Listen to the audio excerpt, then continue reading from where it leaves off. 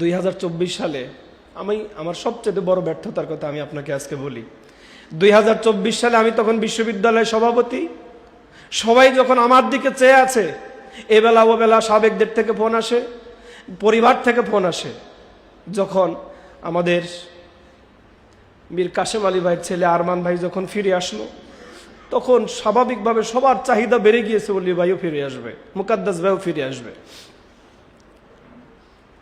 যখন অধ্যাপক গোলাম আজমের ছেলে আজমি ভাই ফেরত আসলো, তখন সবার হৃদয় বড় হয়ে গেছে, হয়তো আমাদের মুকাদ্দাস অলিউল্লাহ ফিরে আসবে।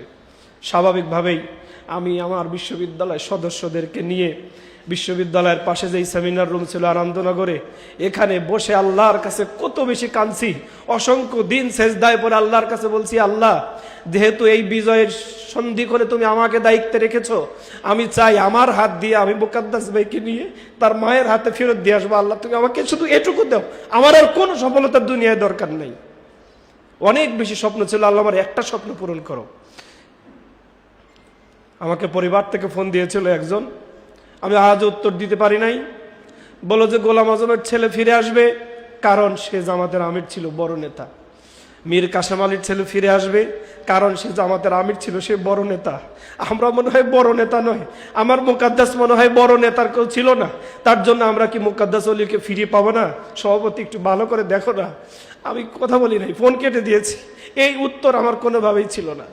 আমি কেন্দ্রে তখন সভাপতি থাকা অবস্থায় কেন্দ্রে মুহুর্মুহু যোগাযোগ করেছি, বিভিন্ন তথ্য দিয়েছি, কিন্তু অলি ভাইকে ফিরে পাইনি। আমার জীবনের সবচাইতে বেশি যদি আকাঙ্ক্ষার কথা বলেন, ব্যর্থতার কথা বলেন, সেটা হচ্ছে আমি সভাপতি থাকা অবস্থায় বিপ্লব হলো, তারপরেও আমি আমাদের দুইজন ভাইকে নিয়ে তার বাবা মায়ের খাতে বোঝাই দিতে পারি নাই।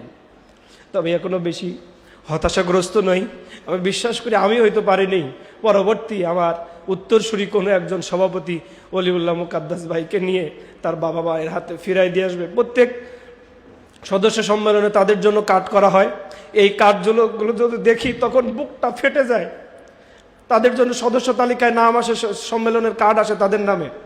প্রত্যেকটা পরিষদ মিটিংয়ে একটা কমন এজেন্ডা থাকে, আমাদের গুম হওয়া ভাইদের আমরা শহীদ ঘোষণা করব কিনা। এই কমন এজেন্ডা থাকবেই।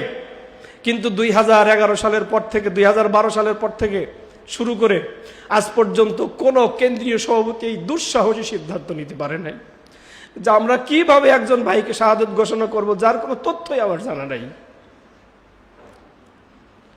সম্মানিত ভাইরা আমার, আমাদের ছাত্র শিবিরের আরো সদস্য, আরো এরকম মোট 7 জন গুম রয়েছে।